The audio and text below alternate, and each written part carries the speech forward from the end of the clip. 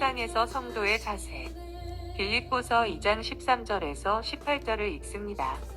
너희 안에서 행하시는 이는 하나님이시니 자기의 기쁘신 뜻을 위하여 너희에게 소원을 두고 행하게 하시나니 모든 일을 원망과 시비가 없이 하라. 이는 너희가 흠이 없고 순전하여 어그러지고 거스르는 세대 가운데서 하나님의 흠없는 자녀로 세상에서 그들 가운데 빛들로 나타내며 생명의 말씀을 밝혀 나의 다름질이 헛되지 아니하고 수고도 헛되지 아니하므로 그리스도의 날에 내가 자랑할 것이 있게 하려 함이라. 만일 너희 믿음의 재물과 섬김 위에 내가 나를 전제로 드릴지라도 나는 기뻐하고 너희 무리와 함께 기뻐하리니 이와 같이 너희도 기뻐하고 나와 함께 기뻐하라. 아멘. 고국을 떠나서 낯선 땅에 정착한다는 건 쉬운 일이 아닙니다. 아는 사람도 없고 말도 안 통하니 하다못해 식당에 들어가 밥 한 끼 먹는 것도 자유롭게 할 수 없습니다. 이민은 고사하고 외국으로 여행만 가도 현지 사정에 익숙한 가이드 없이는 여간 불편한 게 아닙니다. 예수님을 믿는 순간 우리는 마치 외국에 이민을 간 것과 같은 처지에 놓이게 됩니다. 전에는 아주 익숙하고 자연스러웠던 일들이 예수를 믿고 나서는 너무 낯설고 불편하게 됩니다. 가정이나 직장이나 학교에서 마치 이방인이 된 것 같은 느낌을 받습니다. 이럴 때 우리는 세상에 대해 어떤 태도를 취해야 할까요? 우리가 주로 보이는 반응이 몇 가지 있습니다. 첫 번째로 세상에 대하여 무관심한 것입니다. 나는 하나님의 백성이고 이 세상은 하나님을 믿지 않는 자들이기 때문에 철저하게 무관심해지자고 마음먹는 것입니다. 두 번째로는 익숙한 세상을 포기하는 게 아까워서 세상 사람들과 똑같이 성공지향적으로 살고 세상에 좋은 것을 정복하자는 것입니다. 두 가지 모두 극단적인 반응입니다. 그렇다면 믿는 자는 자들은 어떻게 해야 할까요? 우리가 처음 외국으로 이민이나 여행을 가면 혼자 힘으로 아무것도 할 수 없는 것처럼 처음 예수를 믿고 나서도 마찬가지입니다. 처음 입대한 군인은 신분이 군인이지만 능숙하게 명령을 수행할 수 없습니다. 군 생활에 적응해야 하고 열 맞추는 것부터 걸음걸이, 식사 자세, 경례까지 군인에 걸맞은 자세를 갖춰야 합니다. 그렇게 신병 훈련을 마쳐도 금방 전쟁에 투입되지 않습니다. 상당 기간 군대에서 단체 생활을 하면서 군대의 기강에 익숙해지고 그 와중에 군인으로서 필요한 기술들을 익히면서 전투에 능한 진정한 군사가 됩니다. 우리도 처음 예수를 믿으면 세상에서 그리스도인으로서 당장 할 수 있는 일이 별로 없습니다. 그럼에도 우리는 마음이 급한 나머지 성경의 위대한 인물들과 같이 능력 있는 삶을 살지 못해 실망하는 예가 많습니다. 하나님께서는 이스라엘 백성들을 애굽에서 나오게 하신 후에 바로 가나안 땅으로 가서 전쟁을 하게 하시지 않으셨습니다. 이스라엘 백성들은 전혀 훈련이 되어 있지 않아서 전쟁을 할 수 없었기 때문입니다. 이스라엘 백성들은 40일 만에 가나안 땅 입구에 가서 가나안 땅을 정탐한 후에 크게 낙심합니다. 가나안 사람들은 거인들이고 자기들은 그 앞에서 메뚜기와 같다는 것입니다. 이렇게 나약한 모습으로는 가나안과 전쟁을 할 수 없었습니다. 그래서 하나님께서는 40년 동안 이스라엘 백성들을 말씀으로 훈련하셨습니다. 이스라엘 백성들은 광야 40년 동안 하나님의 구름이 떠오르면 움직이고 하나님의 구름이 내려오면 머무는 훈련을 했습니다. 아말렉과의 전투에서는 모세가 손을 올리면 이스라엘이 이기고 모세의 손이 내려가면 지는 체험을 통해 하나님을 붙잡아 주실 때 싸움에서 이길 수 있음을 철저하게 깨닫기도 했습니다. 이스라엘은 40년 광야 생활 동안 하나님의 명령에 순종할 때 가나안을 정복할 수 있음을 뼈저리게 깨닫고 체험하게 됩니다. 우리가 처음 예수를 믿고 나서도 바로 그리스도인으로서 세상을 향해 포효할 수는 없습니다. 오히려 우리는 오랫동안 세상에서 무슨 큰일을 해내거나 엄청난 영향을 미치지 못하더라도 세상의 공격으로부터 보호받으면서 하나님의 말씀으로 훈련받고 준비되는 과정을 거쳐야 합니다. 사도 바울은 본문 14절에 모든 일을 원망과 시비가 없이 하라고 했습니다. 우리가 얼핏 이 말씀을 들으면 하나님의 일을 하면서 원망을 듣지 않고 시비에 휘말리지 말라는 뜻으로 생각하기 쉽습니다. 여기서 원망과 시비라는 말은 아주 오랜 역사를 지니고 있습니다. 이스라엘 백성들은 출애굽한 후에 광야에서 끊임없이 원망하고 시비를 걸었습니다. 하나님의 인도하심을 온전히 신뢰하지 못하는 이스라엘의 불신앙이 바로 원망과 시비로 나타난 것입니다. 이스라엘 백성들은 물이 없다고 먹을 게 없다고 모세를 지독히도 못살게 굴었습니다. 우리는 이런 이스라엘 백성들을 보며 한심하게 여길지 모르지만 그들의 반응도 충분히 이해가 됩니다. 모세야 하나님께 직접 소명을 받고 그들을 이끌어내고 있지만 그들이 생각할 때는 200만 명이나 되는 사람들에게 나를 따르라 하면서 양식과 물도 준비하지 않았다는 건 이해할 수 없는 일이었습니다. 이렇게 불평하는 이스라엘에게 모세는 하나님의 말씀을 대언합니다. 하나님의 백성들은 떡으로만 사는 것이 아니라 하나님의 말씀으로 사는 것이다. 얼마나 비현실적인 대안입니까? 풀 한 폭이 보이지 않는 황무지에서 모세 하나 믿고 나왔는데 당장 최소한의 생존이 보장되지 않으니 위기 때마다 모세를 원망하고 하나님을 불신했던 것입니다. 인간적으로는 10분 이해가 됩니다. 그래서 출애굽기에 보면 이스라엘 백성들이 하나님을 시험했다는 말이 많이 나옵니다. 여기서 하나님을 시험했다는 것은 이스라엘 백성들이 하나님의 인도하심을 의심하고 자기 생각대로 하려고 모세와 논쟁을 벌이고 다툰 것을 말합니다. 하나님께서는 이스라엘 백성들의 원망과 시비를 결국 하나님에 대한 불신앙으로 생각하셨습니다. 이스라엘 백성들은 일단 모세와 함께 홍해를 건넌 후에는 더 이상 세상으로 돌아갈 길이 없었습니다. 이제부터 이스라엘 백성들은 살든지 죽든지 하나님만 믿어야 하는 것입니다. 그러나 이스라엘 백성들은 기회만 있으면 하나님을 원망하고 모세와 다투었는데 이스라엘 백성들이 훈련되는 데는 40년이라는 세월이 걸렸습니다. 그러면 왜 하나님께서는 굳이 이스라엘 백성들을 이렇게 물도 없고 양식도 없는 광야에서 40년 동안이나 훈련을 받게 하셨을까요? 하나님은 이스라엘이 자기 힘으로 살지 않고 하나님의 힘으로 살기를 원하셨기 때문입니다.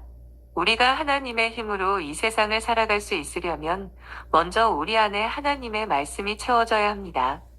그래야 우리의 언어나 표정이나 행동을 통하여 하나님의 능력이 나타날 수 있습니다. 그리고 인간은 고난을 받을 때 속사람이 정금으로 변하게 됩니다. 하나님은 단순히 우리로 하여금 하나님의 일만 하게 하시는 것이 아니라 우리 자신을 가치 있는 존재로 변화시키기를 원하시는 것입니다. 하나님은 우리가 이 세상에 영향을 미치거나 유명한 사람이 되기 이전에 우리 자신이 가치 있는 사람이 되기를 원하십니다. 그래서 여기에 원망과 시비가 없이 하라는 것은 다른 사람에 대한 원망과 시비가 아니라 하나님께 대하여 원망과 시비가 없어지는 것을 말합니다. 하나님께서 나의 삶을 인도하시는 것을 믿고 불안해하거나 두려워하지 않고 믿음으로 걸어가는 것입니다. 이스라엘 백성들이 광야의 훈련을 받고 난 후에는 믿음으로 요단강을 건넜습니다. 그리고 요단강을 건넌 후에는 가장 먼저 할례를 받았습니다.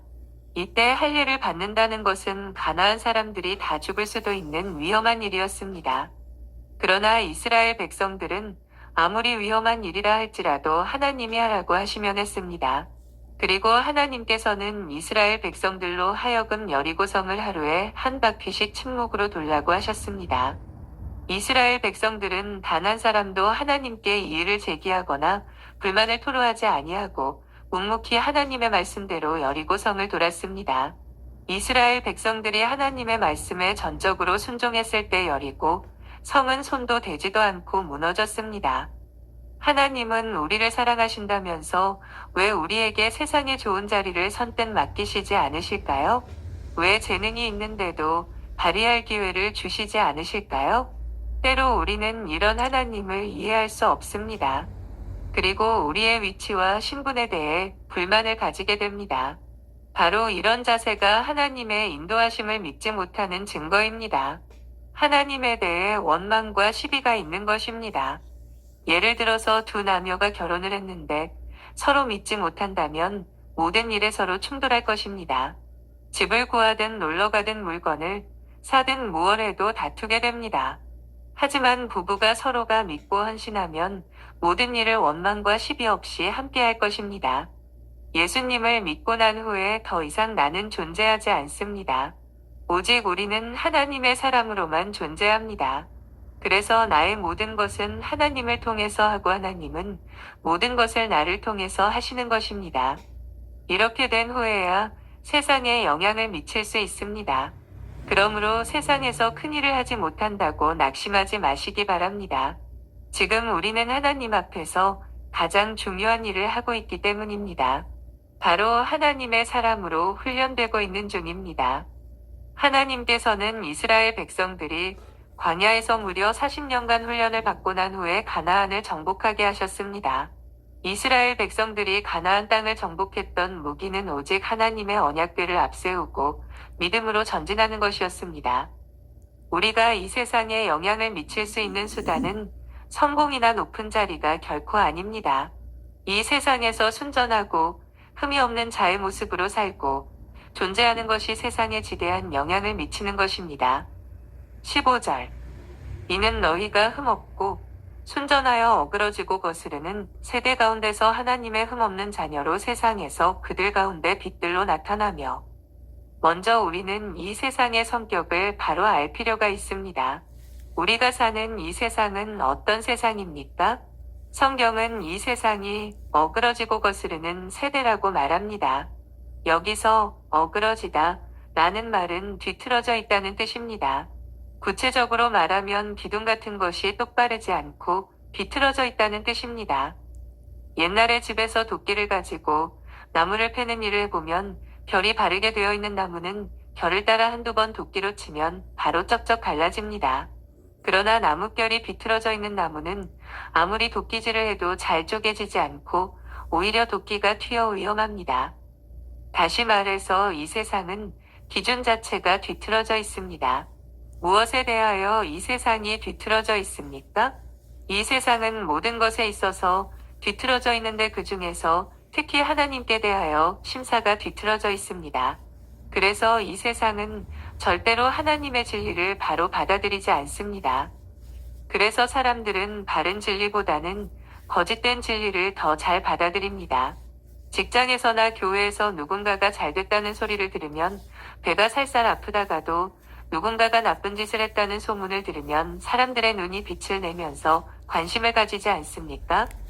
남 잘 되는 것을 시기하는 게 보통 사람들의 마음입니다. 그래서 사람들은 아무리 옳고 바른 것도 한번 가르쳐서는 결코 받아들이려고 하지 않는 것입니다.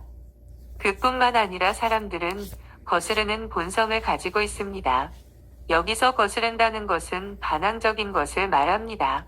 누군가가 권위를 가지고 자기에게 지시를 하려고 하거나 가르치는 것을 너무나 싫어하고 반항심을 갖는 것입니다. 그래서 일반인들이 쉽게 하나님의 말씀을 받아들이거나 순종하는 것은 불가능한 일입니다. 그러나 하나님의 아들 예수님이 십자가에 못 박혀 죽으심으로 우리 안에 있는 이 두 가지 가시를 없애주셨습니다. 예수님은 우리로 하여금 하나님의 사랑을 받아들이게 했습니다. 그리고 하나님께 대하여 반항하지 않고 하나님의 말씀에 순종하도록 만드셨습니다. 그런데 이것이 그냥 쉽게 된 것이 아니라 하나님의 아들의 죽음으로 이루어진 일입니다. 이 세상에서 하나님이 행하신 가장 위대한 일은 우리로 하여금 하나님의 사랑을 믿게 하신 것입니다. 더 이상 하나님께 대하여 반항적이지 않게 하신 것입니다. 세상은 얼마나 반항적인지 모릅니다. 사람들은 자신들의 이익이나 주장을 위해서 끝까지 투쟁합니다. 또 누군가가 나와서 바른 이야기를 하면 야유하고 폭언을 하고 억지를 부리며 비난합니다. 옛날에는 학생들이 선생님 말씀을 거역한다는 것을 상상할 수 없었습니다.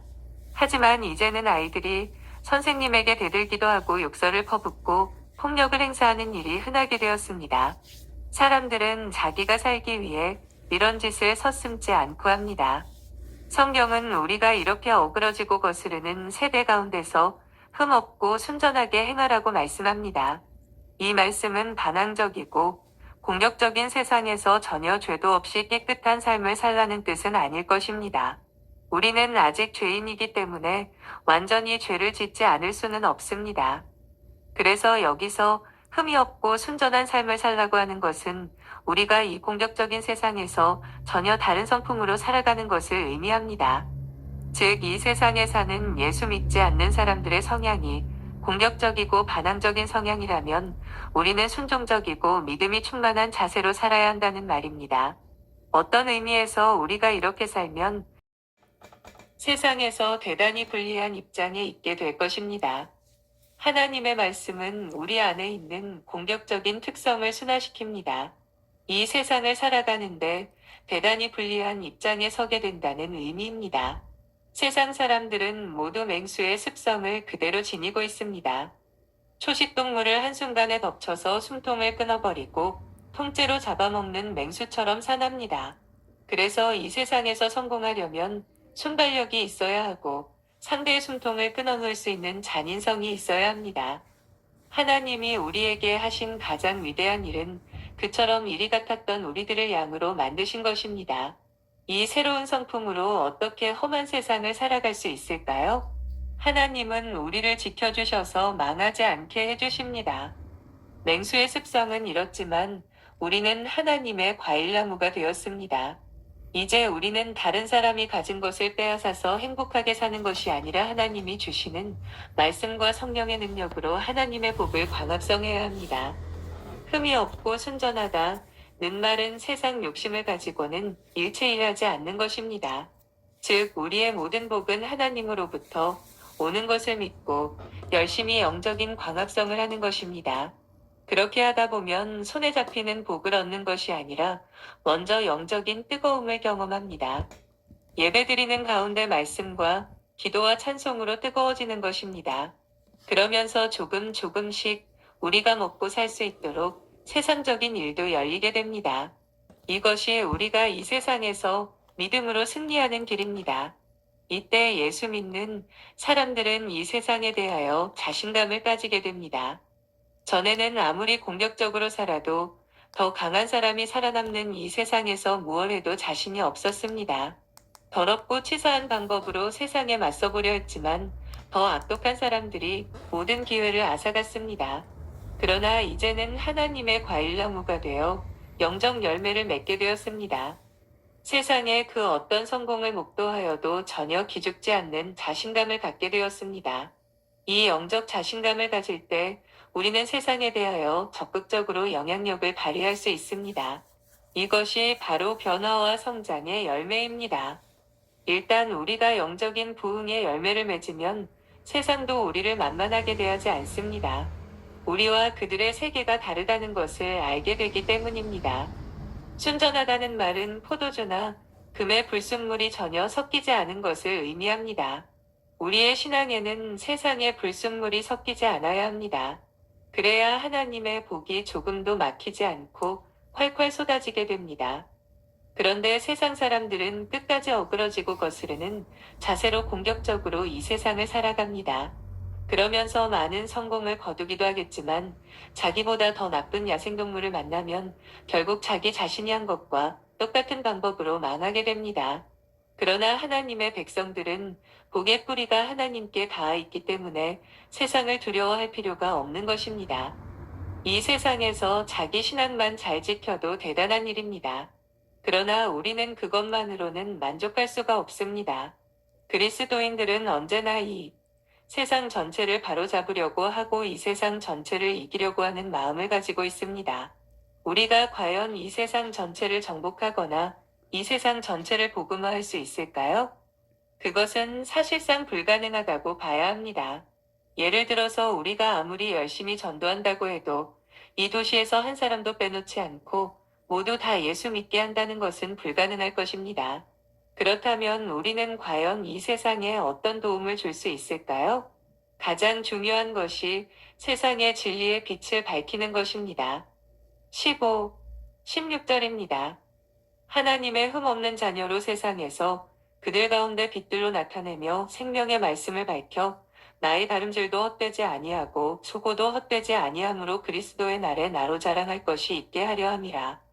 여기서 진리의 빛을 밝힌다고 하는 것은 두 가지 의미로 생각할 수 있습니다. 하나는 하나님을 향하여 빛을 밝히는 것입니다.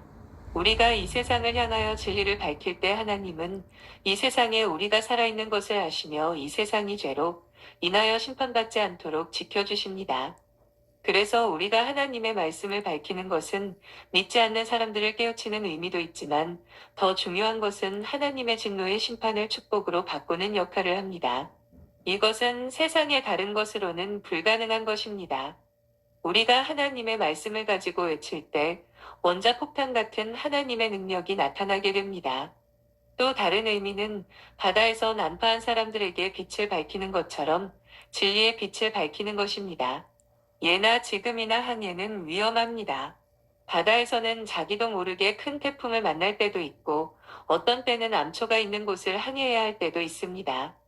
그러다가 잘못되어 배가 바다에서 침몰하게 되면 사람들은 나무 토막 같은 것을 타고 생명을 건지기 위해서 사투를 벌이게 됩니다. 그러다가 구조대의 빛을 발견하면 사는 것입니다. 이 세상은 마치 칠흑같이 어두운 바다와 같습니다. 어디로 가야 할지 빛이 보이지 않을 때 등대의 빛은 방향을 바로잡게 해줍니다. 이 세상은 가치 기준이 뒤범벅된 상태로 위험천만한 항해를 하고 있습니다. 여기저기 무서운 암초들이 수없이 널려 있습니다. 이런 세상에서 우리는 무엇으로 방향을 잡을 수 있습니까? 바로 하나님의 말씀입니다. 이 세상은 언제 무슨 일이 일어날지 모르는 불안한 세상입니다. 그러나 우리에게 하나님의 말씀이 있다는 것은 배에 강력한 엔진이 있다는 뜻입니다. 우리는 이 엔진을 가지고 얼마든지 이 위험한 바다를 무사히 건너갈 수 있습니다. 그리고 이 배는 아주 정확한 레이더까지 구비하고 있습니다. 그래서 우리 앞에 암초가 있고 빙하덩어리가 있어도 얼마든지 피해갈 수 있고 난파당한 사람들까지 건질 수 있습니다. 사도 바울은 로마로 압송되어 가다가 유라굴로라고 하는 무서운 바람을 만났습니다. 배는 다 깨지고 거기에 있는 사람들은 여러 날을 먹지 못하고 자지 못하여 살 소망이 없었습니다. 그런데 바울은 죄수인데도 자꾸만 확신이 생겼습니다. 여기에 있는 사람들은 한 명도 죽지 않을 거라는 확신이 있었습니다. 그래서 그는 사람들에게 그 이야기를 했습니다. 여기에 있는 분들 중에 한 명도 죽지 않습니다. 그러나 배는 포기해야 할 것입니다. 배를 지키려고 하다간 모두 죽습니다. 그때 사람들은 다시 용기를 내었습니다. 그리고 그 배에 탄 사람들은 바울의 말대로 한 명도 죽지 않고 모두 목숨을 건졌습니다. 그리스도인들 한 사람 한 사람 속에는 빛이 있어서 어떤 어려움에도 절대로 절망하지 않습니다. 극도의 위기 상황에도 이상하게 마음이 편하고 무언가 잘 될 것 같은 확신이 생깁니다. 이것이 우리 안에 있는 빛입니다. 그리스도인인데도 계속 불안하고 기쁨이 없다면 그의 영혼이 병들었기 때문일 것입니다. 그가 기쁨을 회복하는 길은 바로 빛을 되찾는 것입니다. 우리는 어디에서 기쁨을 회복할 수 있을까요? 빛을 발견할 수 있을까요? 말씀이 있는 교회를 찾아야 합니다. 그리고 하나님의 말씀이 있는 공동체는 개인이 내는 빛보다 더 강력한 빛을 내며 모든 실패한 것을 다 치료받을 수 있는 능력이 있습니다. 빛이 있는 곳에는 치료가 이루어집니다. 치료된 영혼은 다시 방황하지 않습니다. 모든 방황이 끝나고 회복이 시작됩니다. 그래서 말씀이 있는 교회를 되찾았을 때 사람들은 이제 나는 살았구나 하는 안도의 한숨을 쉬게 됩니다. 사도 바울은 교회에 주어진 말씀을 생명의 말씀이라 하고 그것을 가르치는 것을 밝힌다 라고 표현했습니다. 그가 이 표현을 사용한 것은 하나님의 말씀이 계속 밝혀지는 것이 우리 성도들의 생활에 매우 중요하다는 사실을 보여줍니다. 그저 진리를 말한다고 표현하지 않았습니다. 생명의 말씀을 밝힌다는 말은 진리 자체, 말씀 자체의 능력이 있어서 영혼을 살리고 치료하고 불안과 두려움을 몰아내고 새로운 삶을 열어준다는 뜻입니다. 이 세상에서 가장 안전한 곳이 말씀이 있는 공동체입니다. 그 말씀은 침체된 자들에게 직접적으로 새 힘을 주고 새 소망을 줍니다. 귀에 하나님의 말씀이 들리고 있는 자체가 살아있다는 증거입니다. 앞으로 어떤 방식으로 이 세상의 복뒤에서 가치 있는 삶을 살게 될지 걱정할 필요가 없습니다. 일단 그는 목숨을 건진 것입니다. 그는 반드시 이 세상에서 가치 있는 삶을 살고야 말 것입니다. 사도 바울은 여기서 이런 말씀을 하고 있습니다. 이어서 바울은 자신의 수고에 대하여 두 가지 비유를 들고 있습니다. 하나는 운동선수이고 다른 하나는 일하는 사람입니다. 만일 어떤 달리기 선수가 실컷 다름질을 했는데 길을 잘못 들어서는 바람에 실격되고 말았다면 그는 헛되이 달린 것입니다. 달리기 선수는 규칙에 맞게 바른 목표를 향하여 달려야만 상을 얻을 수가 있습니다. 뿐만 아니라 당시 일하던 노동자들이 일만 했다고 해서 다 임금을 받는 것이 아니었습니다. 실컷 일을 했지만 주인이 원하는 대로 일하지 않았으면 그는 실컷 애만 쓰고 임금은 전혀 받을 수가 없습니다. 사도 바울은 교회에 제대로 진리의 빛을 밝히는 일에 수고했습니다. 생명의 말씀을 밝혀서 온 교인들이 진리에 굳건하게 서도록 섬겼습니다. 그리고 은혜를 충만하게 받은 그리스도인 한 사람 한 사람이 이 세상의 조류에 흔들리지 않고 마치 밤하늘에 빛나는 별처럼 자신의 위치를 지키는 삶을 살기를 소망했습니다.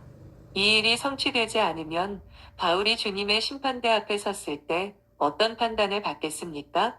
고생만 실컷 하고 아무것도 얻는 것이 없었구나 하는 소리를 듣지 않겠습니까?